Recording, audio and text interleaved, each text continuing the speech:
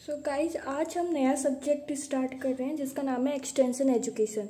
इसकी मैंने एक पूरे सब्जेक्ट की प्लेलिस्ट अपने चैनल पर डाल रखी है, लेकिन अब हम ये दोबारा से स्टार्ट कर रहे हैं जिसमें मैंने बहुत सारी नई चीज़ें ऐड की हैं जो कि पुराने एग्जाम्स के एनालिसिस पे हैं, जो कि RAEO AFO जैसे एग्जाम्स में पूछी गई हैं। ओके, सो ये वाले नोट्स होंगे, ये पूरे अपग्रेडेड हैं और आपको आपके BSc एग्जामिनेशन के साथ साथ UG एग्जामिनेशन के साथ साथ आप जो एंट्रेंस एग्जाम देंगे जैसे RAEO AFO उसमें भी आपकी काफ़ी ज़्यादा हेल्प करेंगे। सो अब हम स्टार्ट करते हैं हमारे नए सब्जेक्ट का यानी कि एक्सटेंशन एजुकेशन का पहला लेक्चर। ओके, सो आज की लेक्चर में हम केवल बेसिक्स के बारे में जानेंगे, जैसे कि एक्सटेंशन क्या होता है, एजुकेशन क्या होता है एंड टाइप्स ऑफ एजुकेशन क्या होते हैं। Okay, so without any further delay let's start the video. So what is the extension का रूट वर्ड क्या है जिससे एक्सटेंशन ड्राइव्ड हुआ है, वो है लैटिन वर्ड और उसका जो कि दो वर्ड से बना है, लैटिन के दो वर्ड से बना है, एक्स प्लस टेंशन, जहाँ पे टेंशन आ गया यानी कि स्ट्रेसिंग। तो इसका मतलब क्या हो गया, एक्स माने आउट, ओके, और tensio means stressing. So out stretching is the meaning of extension education.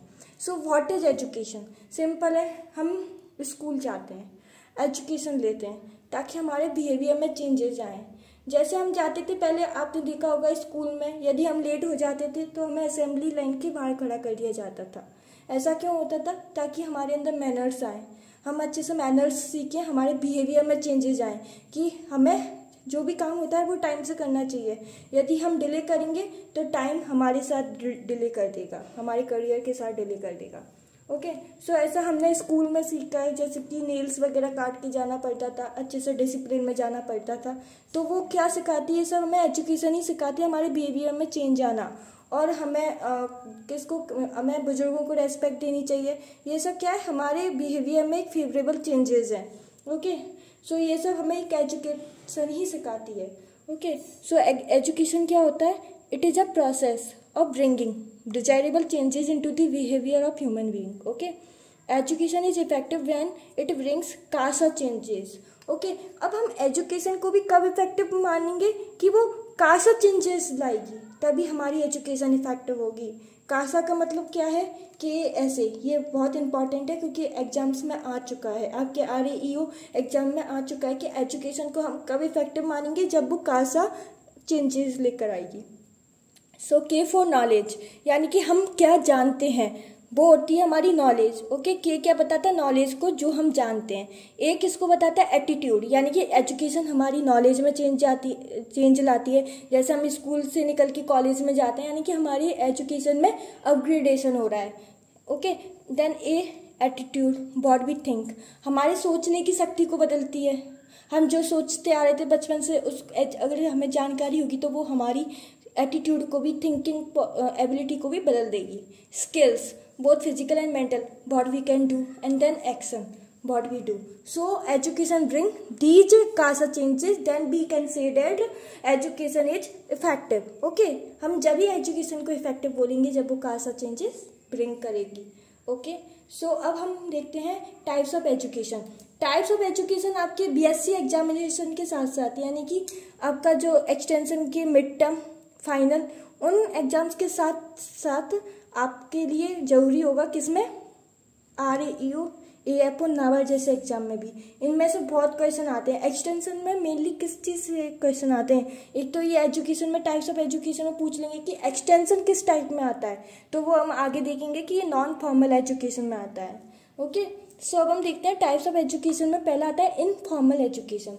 Informal education का मतलब होता है कि हम अपने एनवायरनमेंट से क्या सीख रहे हैं, हमारे चारों ओर एनवायरनमेंट हमें क्या सिखा रहा है। हम चलना सीखते हैं बचपन में, वो हम कैसे सीख रहे हैं? अपने एनवायरनमेंट की वजह से। हमारे मम्मी पापा हमें चलना सिखाते हैं तो वो इनफॉर्मल एजुकेशन हो गई। हमारे मम्मी पापा हमें बोलना सिखाते हैं, वो इनफॉर्मल एजुकेशन हो गई। अब हम मम्मी को देख के कुकिंग करना सीख रहे हैं तो हमें इनफॉर्मल एजुकेशन हो गई। ओके, सो बहुत सारे एग्जांपल हम दे सकते हैं इनफॉर्मल एजुकेशन के। So informal education is the life long process होती है, यानी कि हमारी जब तक लाइफ चलती है, जब तक हम कुछ ना कुछ नया सीखते हैं, हम अपने बिहेवियर में चेंजेस लाते हैं, हम दूसरों को रेस्पेक्ट देना सीखते हैं। ये कैसे सीखते हैं? हम अपने एनवायरनमेंट की वजह से। सो ये एक लाइफ लॉन्ग प्रोसेस होती है। Okay, by which every person acquires knowledge, skill, attitude and insight from daily experiences and exposure to the environment at home, at work and at place. Okay, next हमारी education आती है formal education. सो formal education क्या कहती है? जैसे कि हम school जाते हैं, स्कूल में हमारे क्लासेस चलती हैं 1 to 12 एंड उसमें पहली क्लास का अलग सिलेबस होता है, सेकंड क्लास का अलग सिलेबस होता है, 10th क्लास का अलग सिलेबस होता है जो कि एक बोर्ड भी होता है, 12th का अलग सिलेबस होता है।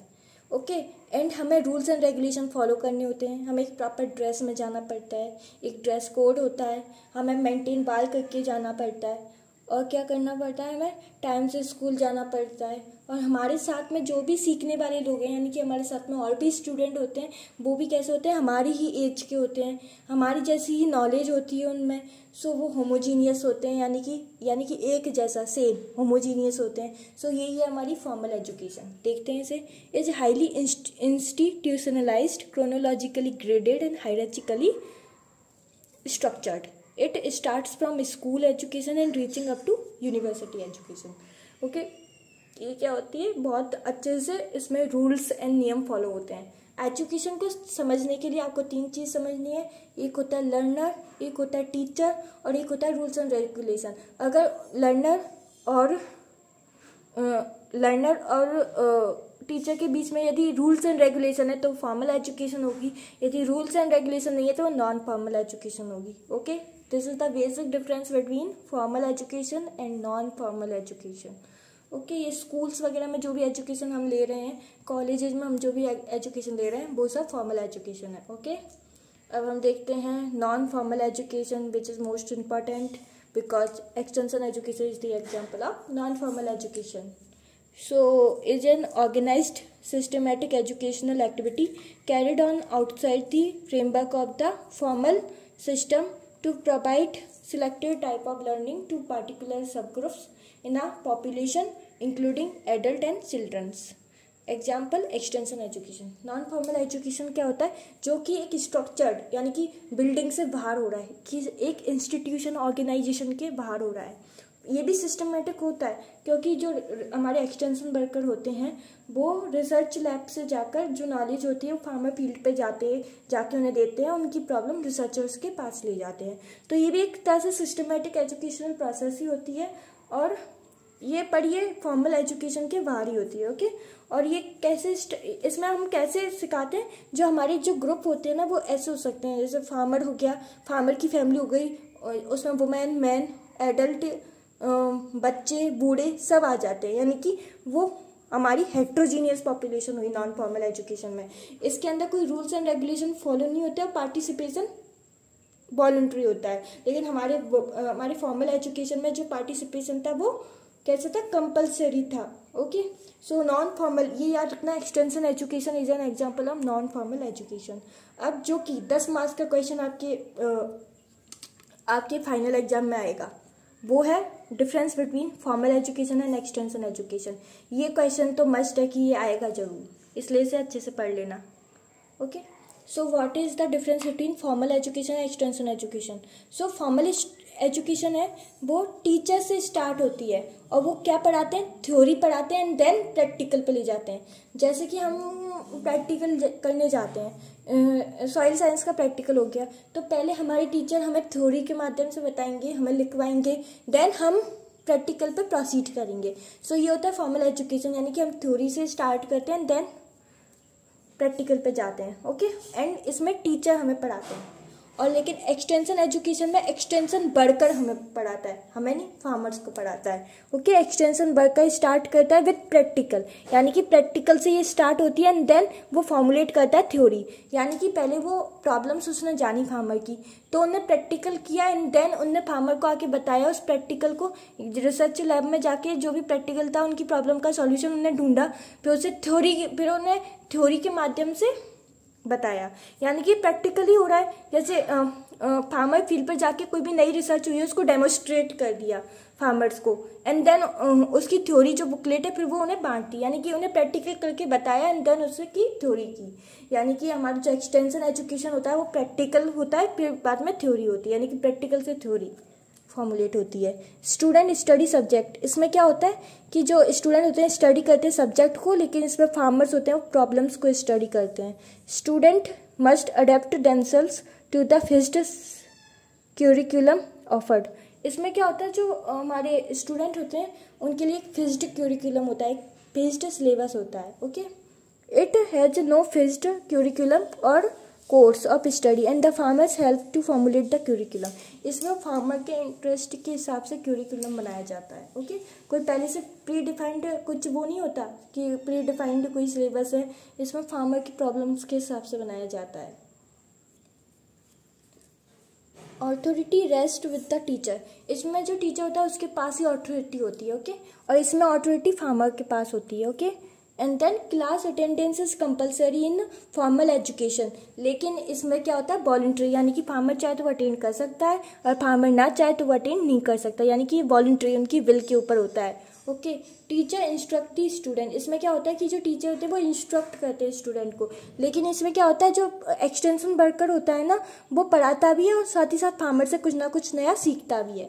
ये वर्टिकल होती है। वर्टिकल यानी कि जैसे टीचर है और स्टूडेंट है तो उनका सेम लेवल नहीं है, वो अलग अलग लेवल पे हैं। जैसे कि हम स्कूल जाते हैं तो हम हमारे टीचर से एक्सपीरियंस में भी बहुत कम होते हैं एंड एजुकेशन में भी नॉलेज में भी बहुत कम होते हैं। तो ये क्या हो गया वर्टिकल सिस्टम। जैसे कि प्रिंसिपल होता है, प्रिंसिपल के नीचे टीचर आते हैं, टीचर के नीचे स्टूडेंट आते हैं, तो इस तरह से। एंड हॉरिजॉन्टल में क्या होता है कि जो एक्सटेंशन एजुकेशन होती है हॉरिजॉन्टल होती है, यानी कि एक्सटेंशन वर्कर एंड फार्मर वो दोनों एक दूसरे से कुछ ना कुछ सीखते हैं। ऐसा नहीं है कि टीचर ही मतलब कि एक्सटेंशन वर्कर ही फार्मर को कुछ सिखा रहा है, फार्मर भी उनको कुछ ना कुछ सिखा सकते हैं क्योंकि फार्मर प्रैक्टिकल होते हैं। ओके, तो ये हॉरिजॉन्टल सिस्टम है, उन दोनों का लेवल सेम होता है। इसमें होमोजीनियस ऑडियंस होती है। जैसे कि हम स्कूल जाते हैं तो हमारे जो साथ के हमारे बच्चे होते हैं वो सब कैसे होते हैं, स्टूडेंट होते हैं, वो सेम एज के होते हैं, नॉलेज में भी सेम होते हैं, तो फिर वो कैसी ऑडियंस हुई, होमोजीनियस ऑडियंस। लेकिन एक्सटेंशन में जो हमारी ऑडियंस होती है वो हेट्रोजीनियस ऑडियंस होती है, क्योंकि उनकी एज भी अलग होती है। जैसे कि हमारे पहले आते हैं, हमारे बुजुर्ग भी इसमें पार्टिसिपेट कर सकते हैं, महिलाएं भी पार्टिसिपेट कर सकती हैं, पुरुष भी पार्टिसिपेट कर सकते हैं, एंड देन बच्चे भी पार्टिसिपेट कर सकते हैं। तो ये उनका एज के हिसाब से भी हेट्रोजीनियस हो सकता है, उनकी नॉलेज के हिसाब से भी ये हेट्रोजीनियस हुआ। ये काफ़ी ज़्यादा रिजिड सिस्टम होता है क्योंकि इसमें रूल्स एंड रेगुलेशन फॉलो होते हैं, proper rules and regulation follow कर सकते हैं, करने होते हैं। प्रॉपर अपन का क्या होता है टीचिंग प्लान होता है, सिलेबस होता है, वो सब फिक्स्ड होता है और इसमें जाना भी कंपलसरी होता है। लेकिन ये फ्लेक्सिबल होता है। कैसे? इसमें फार्मर के इंटरेस्ट के हिसाब से क्यूरिकुलम तैयार किया जाता है, इसमें जाना भी इतना कंपलसरी नहीं होता, वॉलंटरी होता है। और इसमें क्या होता है कि इतने ज़्यादा रूल्स एंड रेगुलेशन नहीं होते। It has all pre plan and pre decided programs होते हैं। ओके, क्योंकि क्यूरिकुलम दे दिया जाता है उस हिसाब से pre plan and pre decided program किए जाते हैं। लेकिन इसमें फ्रीडम होती है to develop program locally and they are based on the need and desire of people. और इसमें फ्रीडम होती है कि किस तरह के प्रोग्राम डेवलप करने चाहिए। जैसे गाँव में NSS पार्टिसिपेंट होते होंगे जो कि गांव में जाके अवेयरनेस फैलाते हैं। जैसे कोविड-19 के समय बहुत सारे NSS वॉलंटियर्स थे जिन्होंने गांव में जाके अवेयरनेस फैलाई, किसकी रिगार्डिंग, कोविड-19 के रिगार्डिंग। तो फिर वो जो सिस्टम था, वो जो डेवलपमेंट किया था, वो फार्मर के उस समय की नीड के हिसाब से था, ताकि वो उन लोगों को हम बचा सकें कोविड-19 पर। ऐसी अब हमारे फार्मर को जो भी नीड होगी, जैसे कि चिकपी में बिल्टिंग डिजीज़ बहुत आती है, तो उसके बारे में अवेयर करने के लिए हमने वो प्रोग्राम किसके बेसिस पे लगाया, फार्मर की नीड के हिसाब से, फार्मर की डिजायर के हिसाब से। सो इस तरह से एक्सटेंशन एजुकेशन फार्मर की नीड के बेसिस पे होता है। ओके, अब हम इसकी प्रॉपर डेफिनेशन देखते हैं जो कि आपको एग्जाम्स में लिख के आनी है। वो होती है it is an applied behaviour science. ये एक बिहेवियर साइंस होती है to bring about desirable change. इसमें हम डिजायरेबल चेंजेस लेके आते हैं, किसमें, usually through various strategies and program of change and by applying latest scientific and technological innovation. अब क्या होता है, ये एक्सटेंशन एजुकेशन एक बिहेवियर साइंस है। ये पॉइंट याद करना है, कौन सा साइंस है, बिहेवियर साइंस है। ये शब्द आपको लिख के आना है, ये टर्म। और ये क्या करता है, ये डिजायरेबल चेंजेज आता है। और कैसे लाता है, ये स्ट्रेटजीज एंड प्रोग्राम्स के थ्रू जो कि कंडक्ट किए जाते हैं ऑन द फील्ड पे। और ये किस बेसिस पे किए जाएंगे, साइंटिफिक एंड टेक्नोलॉजिकल इनोवेशन के बेसिस पे। सो ये थी एक्सटेंशन एजुकेशन की डेफिनेशन। अब ये जो कुछ पॉइंट हैं जो कि मैंने लिखे हैं, जो कि आपको MCQ exam MCQ point MCQ के लिए बहुत इंपॉर्टेंट है। ओके, एंड ऑल्सो आप जब भी अपना स्टार्ट करते हैं answer writing in your final examination, अगर आप उन आंसर्स में इन वर्ड को रेफरेंस दे के लिखोगे तो आपका आंसर मोर इफेक्टिव बन जाएगा। ओके, सो हम ये पॉइंट को डिस्कस करते हैं जो कि एग्जाम्स में कहीं ना किसी एग्जाम में पूछे ही गए हैं, चाहे आप RAEO ले लो, चाहे आप AFO ले लो। सो इन पॉइंट को अच्छे से नोट करके लिखना। पहला, the term extension batch originated in England in Cambridge university. अगर हम ओरिजिन माने एक्सटेंशन टर्म का तो वो इंग्लैंड से हुआ है, और इंग्लैंड में भी कहाँ से, कैम्ब्रिज यूनिवर्सिटी में। अब इसमें भी ये भी कोई डायरेक्ट डेटा नहीं है, मतलब कि इसमें भी कुछ ना कुछ कंफ्यूजन होता है, क्योंकि एक किसी बुक में लिखा है कि इसका ओरिजिन क्या है, इंग्लैंड में कैम्ब्रिज यूनिवर्सिटी, लेकिन किसी में लिखा है कि ये ओरिजिनेट हुआ है USA में। लेकिन हम मानेंगे इसे कैम्ब्रिज यूनिवर्सिटी, क्योंकि हमारी जो अच्छे ऑथर की बुक्स हैं, यानी कि text book of extension education है, उसमें मैंने पढ़ा था कि ये ओरिजिनेट हुआ था इन 1973 में first time in Cambridge university. तो आपको यदि पूछा जाए कि ये कहाँ पर ओरिजिनेट हुआ है, 1873 में ये पहली बार यूज किया गया था extension education term in Cambridge university in England, यानी कि UK। ओके, सो आपको आंसर में वही लगाना है। लेकिन मैंने वो USA वाला पॉइंट भी लिख दिया, क्योंकि बच्चों को बहुत ज़्यादा कन्फ्यूजन होता है। वैसे तो यदि USA एंड UK आए तो आपको UK पे टिक करना है, लेकिन यदि मान लीजिए UK नहीं है ऑप्शन में तो आपको USA पे टिक करना है। ओके, देखते हैं हम आगे। अभी आप समझ जाएंगे पूरी तरह से जब हम इन पॉइंट्स को डिस्कस करेंगे। The term extension batch originated in England, और इंग्लैंड में भी कहाँ पे, कैम्ब्रिज यूनिवर्सिटी में, इन 1873। कब की बात है हमारी, 1873 की बात है, जब हमारी जो कैम्ब्रिज यूनिवर्सिटी थी उसने फर्स्ट यूज़ किया था टर्म एक्सटेंशन एजुकेशन। ये वाला पॉइंट मोस्ट इंपॉर्टेंट है, ये पूछा जा चुका है आपके एग्जाम्स में। Okay, father of university extension कौन है, तो अगर आपको पूछा जाए यूनिवर्सिटी एक्सटेंशन के फादर तो वो जेम्स स्टुअर्ट है। Okay, and extension term which given by Woodhee. ये जो वुडहीज है ना, इन पर भी क्वेश्चन आ चुका है कि एक्सटेंशन टर्म किसने यूज की थी, तो वुडहीज ने। Okay, and then father of extension education, this is the most important, क्योंकि फादर ऑफ किसी सब्जेक्ट का फादर तो आपको याद ही करना है। जैसे एग्रोनॉमी, उनके फादर कौन है, पीटर डिक्रीसेंसी, तो आपको वो भी याद करने हैं। सॉइल साइंस के फादर कौन है, डॉक्यूचेव, वो भी आपको याद करना है। इसी तरह एक्सटेंशन एजुकेशन के फादर कौन है, JP लिगेंस। ओके, अब मैंने ये वाला पॉइंट भी यहाँ पे लिख दिया है ताकि आप कंफ्यूज ना हो। The word extension batch first used in USA, क्योंकि ऐसा एक क्वेश्चन भी आया था जिसमें UK ऑप्शन में नहीं था, तो हमें USA आंसर लगाना पड़ा। ओके, और आपकी अरुण कात्यायन में भी USA है, लेकिन हमारी जो टेक्स्ट बुक होती है स्टैंडर्ड टेक्स्ट बुक, उसमें इंग्लैंड है, UK है। ओके, कैम्ब्रिज यूनिवर्सिटी 1873 में ओरिजिन माना गया। ओके, लेकिन आप जब अरुण कात्यायन या फिर सुंडा खोल के देखेंगे तो उसमें ओरिजिन USA लिखा है, तो आपको USA पे नहीं जाना, आपको UK पे जाना है, इंग्लैंड पे जाना है। ये मैंने यहाँ पे ये पॉइंट इसलिए लिख दिया क्योंकि RAU में एक बार एक क्वेश्चन आया था जिसमें UK ऑप्शन में नहीं था, इंग्लैंड ऑप्शन में नहीं था, तो USA लगाना था, इसलिए मैंने ये यहाँ लिख दिया। इसलिए कंफ्यूज मत होना।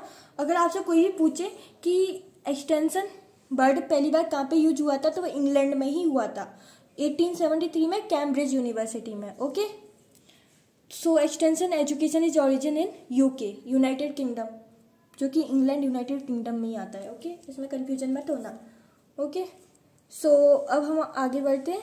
Father of extension education in India, ये भी RAU में आ चुका है, KN Singh. Okay, the study of extension education as a course study first time started at Sabour in Bihar in 1956। अब इंडिया के अंदर extension education as a course study कहाँ पे यूज हुई थी पहली बार, सावोर बिहार के अंदर 1956 में।